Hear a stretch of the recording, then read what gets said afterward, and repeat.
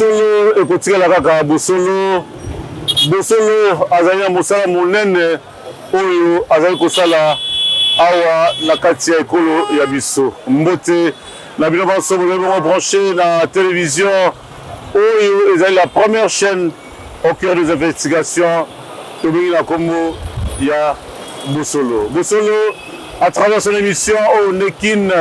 C'est une émission qui vous permet ya koyeba nini eza koleka awa na ville province ya Kinshasa. Lelo tokobeta lisolo na etali bongo ba inondation ndenge za kosalama awa na ville province ya Kinshasa tokoluka koyeba eloko nini eza kosala ete ville ya Kinshasa ntango nyonso ata mvula moke noki ba inondation awa na kati ya centre ville. Selon bandeko ba théorie epesami ebele tomoni mwana mboka Bumba koleka ba télévision koloba ete eloko eza kosala ete ville ya Kinshasa ezala inondé ezali ba construction anarchique wala théorie ezali développé à la kati ya ville ya Kinshasa mingi na bakonzi ya ville ya Kinshasa toza komona mwana mboka Léon Mulumba kobuka bandako ya bato par rapport à la construction anarchique. Depuis qu'ils ont commencé à détruire des maisons, de casser des maisons, bah l'inondation va continuer. Biso a besoin de te vendre, de réfléchir. De bien te dire comme l'inondation, la ville de Kinshasa, ils allaient caca, la construction anarchique. Mais le gros problème, ils allaient les Kambotali Bongo, la canalisation ya maï, la grand collecteur ya maï. Tu peux bailler goût aux la carte de la ville province de Kinshasa. Est-ce que les animaux malamoutés, les animaux malamoutés? Après avoir analysé, tu vois comment on a été bailler goût aux la carte de la ville de Kinshasa, les animaux moqués par rapport à la capacité d'accueil à maï. Donc comment on est dans ça la ronde d'abisso et vous-même vous allez voir que le problème est à côté de mon sous-sous, mais bande de commencer à toucher les cambos qui n'a rien à voir par rapport à l'inondation awa la ville province ya Kinshasa. Yango maso na biso lelo to banyango awa la gare centrale. Boka ki ndenge mwa mboka Victor Tumba oya OVD abete pe lisolo ya hôtel oyo ezali pembeni na biso awa la gare centrale. Koloba ete batongaka ngo likolo ya collecteur. Pese na ete ba dévier collecteur pour ete mbaye ke de malamu ti la fleuve Yamboka na biso. Eza yangote biloma bokolanda pe bokota la responsabilité à l'État eza esika nini. Merci beaucoup à Chrétien Laïme pour tout ça na yo tokotambola pour ete bomona ndenge nini makambo yango eza.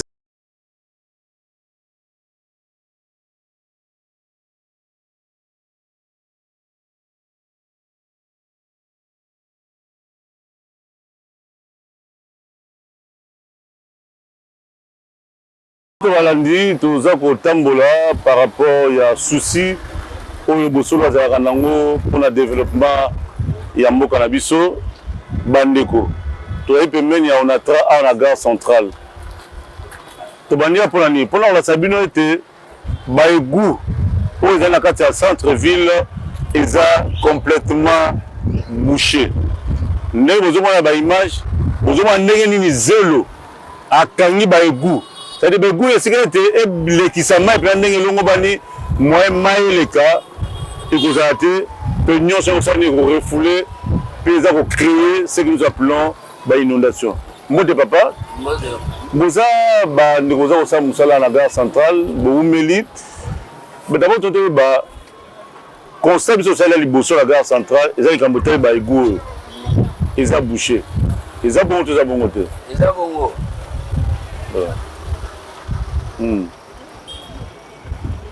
tant que vous avez un bêta, vous avez un fan de l'année. Si vous bêta, vous avez un bisouga awa. Si vous les avez cassé, vous êtes déplacé à Bombamina, Rankena. Si vous avez un bisouga Mukende, par soleil, vous avez un par soleil. Par rapport à l'inondation au Salama, toujours dans la ville à Kinshasa, la centre-ville. Tant que vous avez un nous avons organisé ça. Aujourd'hui, on a quelqu'un qui a été en train de maelo ya ngai avesila fo mosala ti fo basala babongisa bakanivo oyo bafrançais yango eza mikei mai soki ozoya ebele na zelo na baplastique sikoyo place ya kolengela eza mokei yango biso ezobima ezomata ntina baprince yango ezopesa innovation na mboka. Voilà. Merci beaucoup. Donc, Bandeko Bolandi Nenge, frère Outourloba, a soulevé 2 biloko. Et là, il faut bien c'est-à-dire grandeur nango, diamètre nango, ils ont mouké. Et puis, ami balé, ils ont supporter capacité à maille. Pour être à maïwa qui nango, ils ont posé problème. Et puis, ami ça tabac, c'est le responsabilité. Bamai watanga za nzela moko na mabele. Do ba mabele wana na ba plastique lisusu eza ko sala ete ba egu te ba collecter comme nini boucher. Sont là 3 éléments ou 4 éléments on de pesi eza très capital o biso bato ya maele. Biso ba autorité toza ko mona yango te. Toza ko ba ko banda ko nzoka nde esengele te ba collecter belge tikaka. To ba ma za belge ndem tikaka yango. Depuis 1960 to ba ta 1950 en 2026, on a le logo, quand on a collecté à Mouké, quand on a belge. Donc, c'est un peu que va changer en bon côté. Voilà. Voilà. Voilà, merci beaucoup. Bandeko, nous avons awa ezali ne sika au collecteur sengeli koza. Peu ezali yango. Collecteur outil nangambo. Il y a Onatra. Maintenant, je suis en train de se demander, chrétien, au coquille, côté de maman Mokeboye, Bomona, immeuble Zali Awa. Je pense que immeuble Onatra, à côté de Batoina Serre, il y a Gouyote. Azama Mopanzi à Tengami. Donc, ma belle Vandi Awa, et puis collecter Pesa Mouké. Donc, c'est tout à fait normal que ceux qui moindre pour lui, à la ville province de Kinshasa, centre-ville Abisso, Ezala inondé. Voilà, conseil Bisso de Sali, Awa, Naga centrale, peut toujours continuer.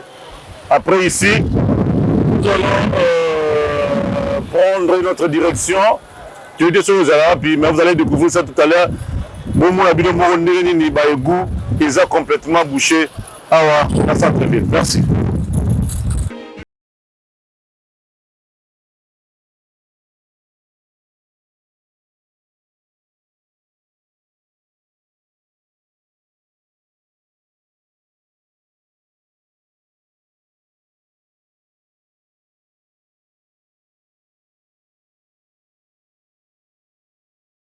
Il y a canalisation, il y a maille, il y a collecteur, il y a égout, il y a caniveau. On a centre-ville, il y a un constat, il y a un maille, il y a un blani, il y a un caméra. Bon, le maille, il y a un bien. À partir de maille, carnivore ne joue pas de sur ezalaki na kati ntango bateki parcelle oyo nde bakataki batio nyonso.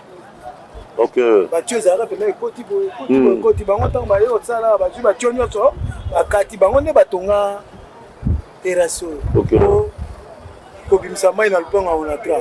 Lelo soki mbula ebeti na lupango ya Onatra mawa bakoka kobima te kaka omoni lupango ya Onatra oyo na kati ya mai plein soki utaki mosala soki olingi ozonga mawa trop. Banzela ya mai ezali moke ozozwa kuna ezwa koto na oyo nyonso tomoni mpe bato baye koboma Prince Kasai oyo bato batumoli kote bamama baoteka mikate wana mwa nzela batie conteneur ya pembe wana nzela ebebaki te nzela ezali kitoko aparti baye kosala misala wana basali kaka carnivore batiki misala basali nini siko mai wana soko etondi ya bakote nyonso ye déborde yango moni ekoki Prince ezotondisa mai awa mpona yo kosenga leta asala nini mpo likambo ya bainondation na centre ville epaotila mpona yo kozala nini mpe nasepeli mpo leta atie sikoyo miso na Kasai bazotravaille yango baya kozwa deja bamaître soki omoni bacherche batie carnivore baoboma yango babandi deja Comex ba matati Kabinda. Ceux qui va silisi kuna nde ba koya boy. Ba travailler bientôt ba travailler en Kalate. Koto ba à partir côté noko atelemi wana carnival ko banda wana. Oh ne so ba bomba ngopo ba comme ça prince munene.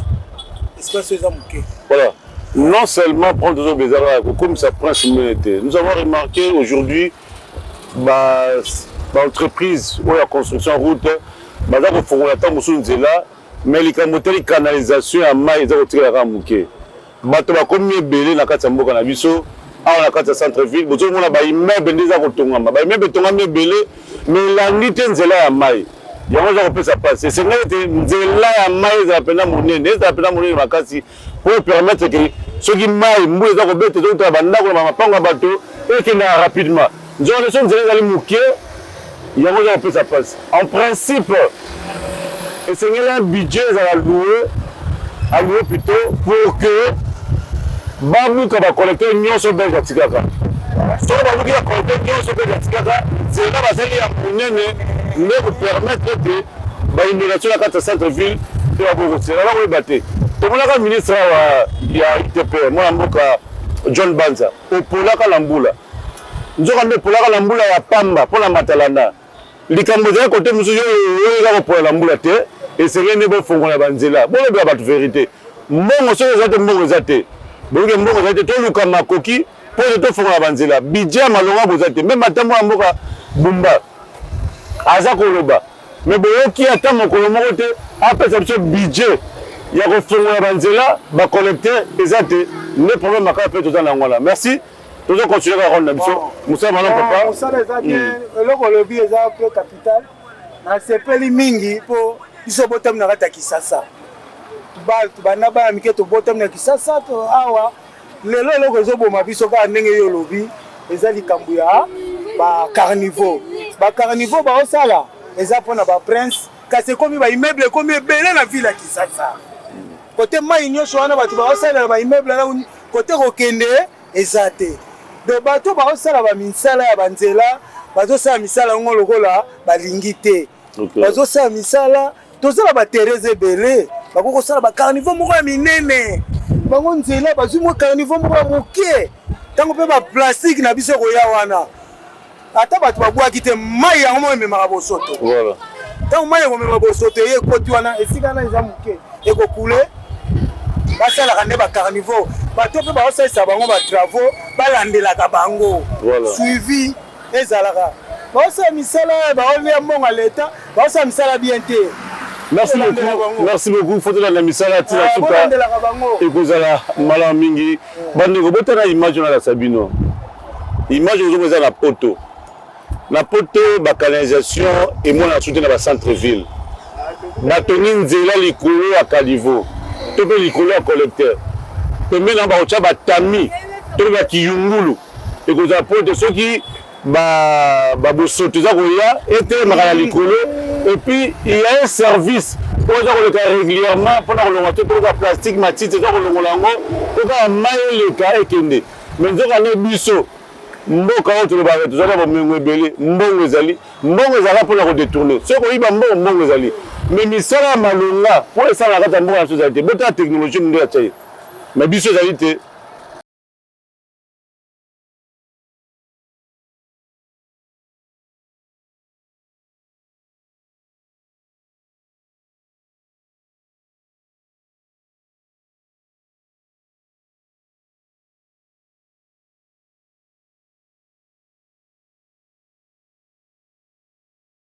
Bon, les autres vont continuer à te commission la régie des eaux et vous allez repartir ensemble avec nous et que la canalisation te plaît à niveau des inondés, il y a plastique, il y a des sables et c'est vraiment également remarquer c'est quoi donc il t'a au monde.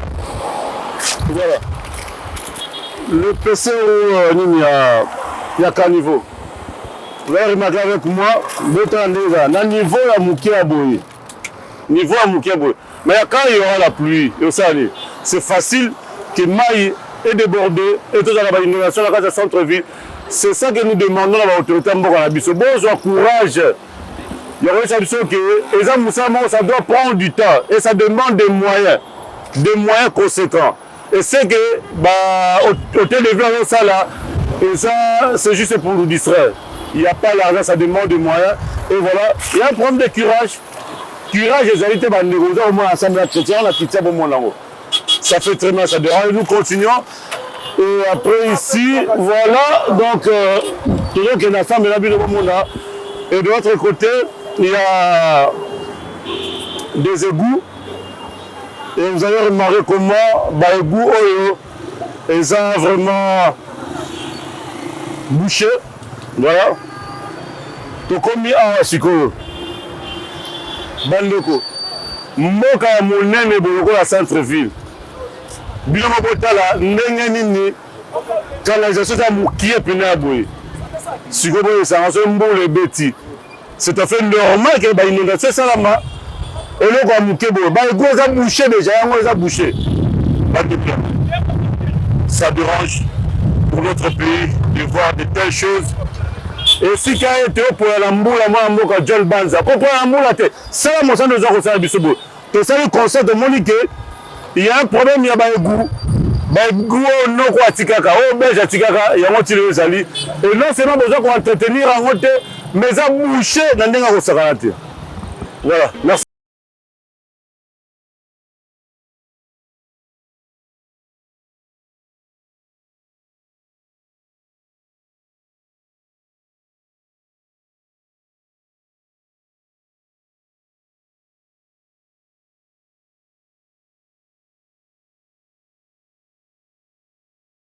Qui nous a kobonga les contrats qui nous a kobonga les animes soko moi mboka derrière Bumba qui nous a kobonga mais c'est que nous sommes en train de vivre est-ce que ça qui nous a kobonga to qui nous a commandé bandeko bota le lot lobi to la qui sana bino ba théorie nous avons fait ça bino za makambo ya lokuta o ba bisa za pour la mbula makamni tane place makambo za ngo moto ya bino moko baebu ya mboka na biso bandeko ba plastique outre le baté yango esika mai esengeli yango mai pe sengeli ke nekuna boye complètement bouché bozomona yango bozomona bino moko basachet ko bakutu te ba plastique bozokomona tout ça donc pour dire que la situation est grave dans la ville de Kinshasa. Donc, les députés provinciaux, vous êtes complices, il y a des destruction à la ville de Kinshasa. Pour la maison, mais biso ba otoza ko tambola, biso ba otoza permettre la population, biso ba permettre l'information. Bozo bande makambo za ko la bonne. Siko boyo sana nini. Voilà. Merci beaucoup. On continue. Voilà. Permettre kaka boyo. Moi mboka chrétien kaka. Awa lisusu bandeko. Basak bozo ko mona yango. Basak yango la kati ya ba canalisation d'eau. Yango. Bumba yebi makambo to bien honte. Oui mon frère. Ba bloka boy. Bota, ndeko ali bombo ko bongande. Bota ko kay mona ko bala boy. Yango. Yeza ko je sais pas. Soko biso zo ko mona plan de makambo za ko leka. Yala ko baboy. Est-ce que biso de mona ka ba autorité ba mona ka te. Ba autorité ba koma ba non voyant to leka.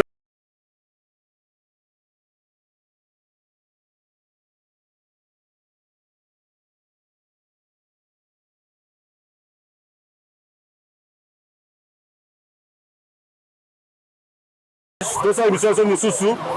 Là, tout le monde est agent à hôtel de ville. On va faire un contrôle des documents. Ils ont détruit méchamment un bateau. Méchamment. C'est vraiment français de sur place. Le propriétaire a tous les documents. Tous les documents. Regarde. Batini bateau pour la Moussoussou qui mouille. Dans le Makambo, on a qui mouille. Là, il y a des carabines. On va ramener les bandits. Et maintenant, ça crée des embouteillages. Ça crée des embouteillages. Regarde, ça fait très mal maintenant, regarde.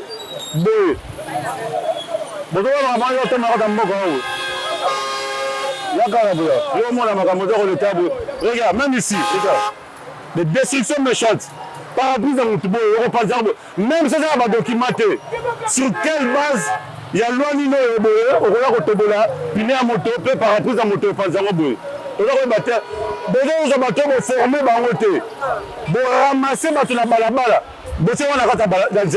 C'est normal de tout à bloc à boé.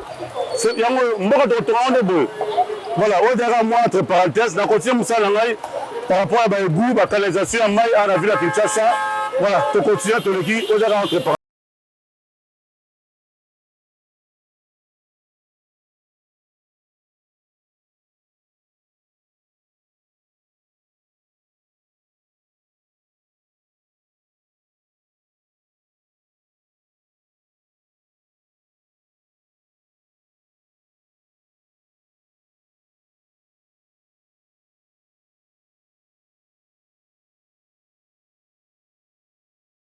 Tokomi na colonel Ebeya, non loin il y a espace Ibanimi na kombo ya Ngwasuma. Awa to telemi bandeko soko mbule beti. Avenue wa tout ça en siko. Calamité même pas 7 mois depuis qu'on a construit cette avenue ici. Bandeko nzela yango basali. Canalisation basali ya sika. Canalisation ba ko sala canalisation zali moke. Mais la capacité à manager pour battre. Est-ce que les ingénieurs, l'entreprise de construction, ça a mis ça là dans Kinshasa? Baoutara Chine, Baoutara Inde, tout la réalité à ville à Kinshasa. Comment à peine construire une route, inondation de part et d'autre? On ne comprend plus rien. Ils ont un problème, il y a un bon exemple, il y a un moussa dans la route, ils ont un système kata ou bien ils ont un monnaie. Nous avons quand niveau basali ya sika mais mai yango eza kofana soto be ngani comme ça africain za mama kindoki oza kindoki eza kama kindoki te so oza kama ya compétence te eza problème ya mauvaise foi ndeli kama za ko réunir la vie à Kinshasa neza yango na bo. Est-ce que ceux qui nous dirigent dans la vie de Kinshasa, est-ce que réellement ils sont compétents ou bien ça bateau au nom de la famille politique, au nom de l'IDPS bazu moto ba ba tena ville à Kinshasa. Ata yebi makambo te mais ça pouvoir na biso tcha tozo comprendre le moko te tozo kokufa boza kobuka bandako ya bato mais inondation za continuer tozo to mona bili boza mona est-ce que comme bandako construction anarchique ou bien problème que muso za osala malamu te voilà tozo continuer bino mo mona ndenge makambo za koleka à Katia à centre-ville. À tout à l'heure.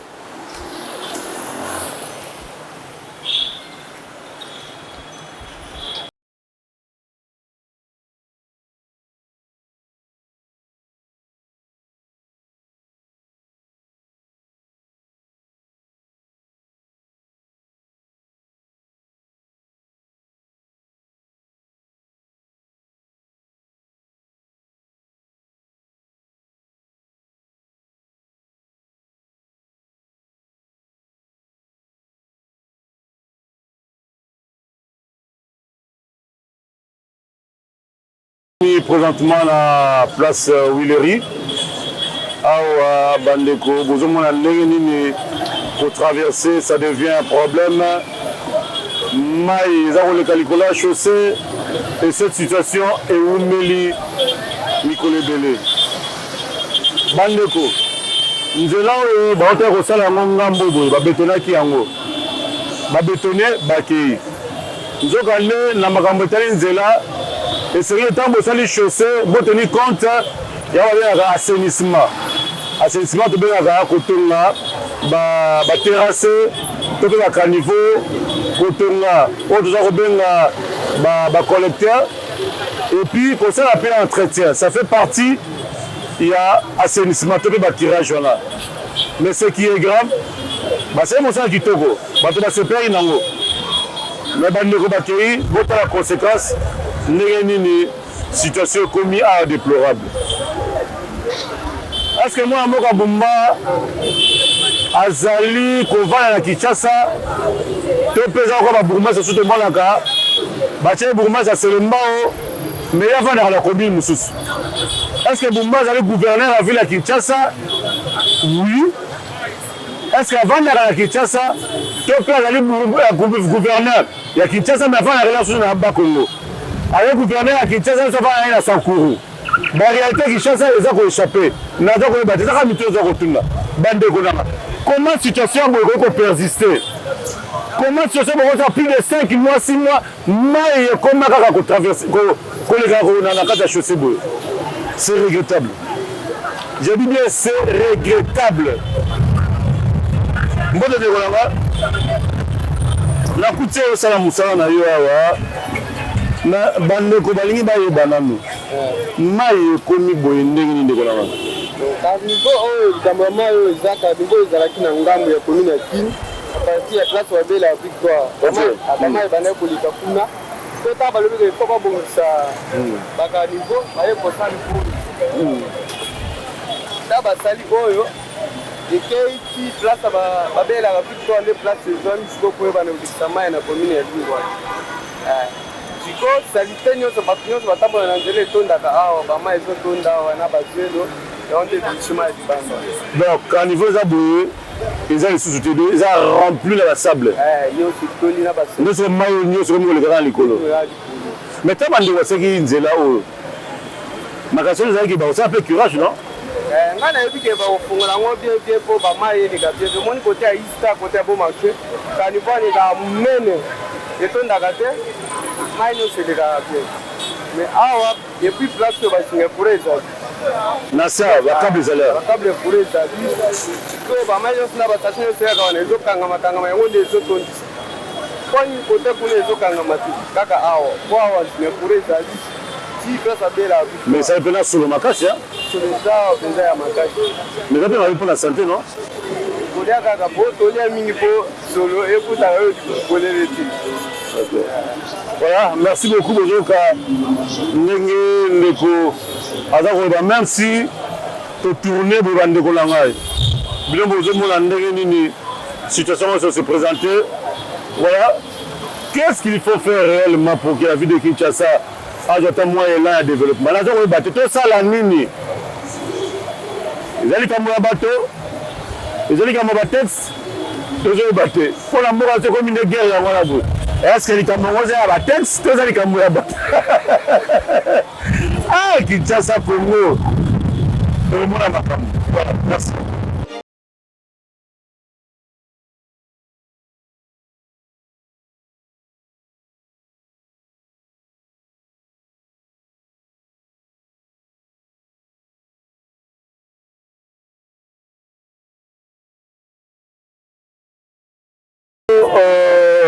Nazoyebate bino moko bakonzi bayebate makambo ya santé balobi épicentre ya choléra eza na commune ya Ngalema nzoka nde choléra ça fait partie likambo etali bongo propriété likambo etali bopeto bongo na bosoto ya boye na basolo ya boye na likambo ebele moyezani makambo ezali boyekema ndenge nini te bato bazwa bokokono bato bakobela te ndenge na ville ya Kinshasa bino moza komona nde eza boye.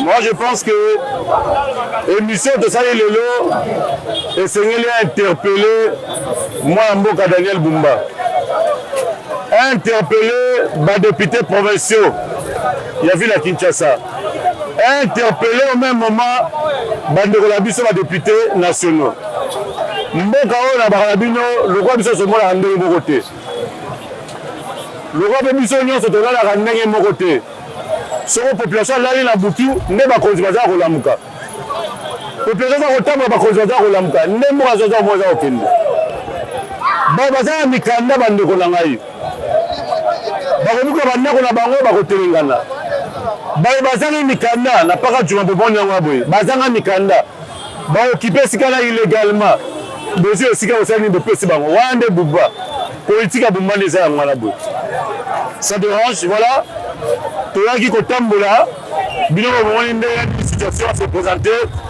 à travers le centre-ville wazaka échantillon tolasi na bino mpo bomona ete ville ya Kinshasa esengeli ete batonga banzela oyo elongobani batonga bakanalisation ya mai ndenge elongobani babuka baebu nyonso oyo belge atikaka basa mosusu ya sika ya minene mpo ete likambo etali inondation et si la carte de ville province de Kinshasa, botika sa population était inondation ça ressemble pour la construction anarchique.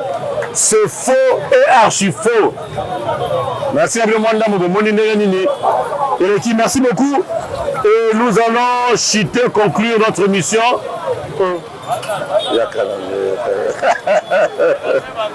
Quand on est au centre-ville, Banzela a maïs à boucher. Tant où il est réuni commis. Tant où il y a un peu ça on est. Et ça la passe, ma passe, c'est comme on a un maître, gouverneur. Azobuka ka banda kwa batu mais l'essentiel ya kosa la bato ça est-ce que sika bo esengeliza les ala bo eza na sens te parce que bato ba ko pêcher exemple ça bango moko parce que na moto mona mai ezo tondao ah comme déjà la musu to ko ba eza karamu to iriter musu so e bota mia donc eza vraiment normal que ça fait combien de temps depuis ma mère ça fait même 6 et 5 mois au-delà et umeli pena so ki otali bien ou toi to o ki odere déjà donc ça fait déjà plus de 6 mois. 6 mois au-delà même. Les autres missions Makashi, Talaka, comme Mobulu Makashi. Et puis comme il y a les toilettes à Bawewa. Comme il y a ma soupe à la bouteille à boire dans le canal. Donc tout ça, il doit revenir. Parce que salité déjà, bon la vie est basée sur salité de quoi salité. C'est parce que ceux qui ont allé au Moko vraiment pas carré pour nous faire boucher.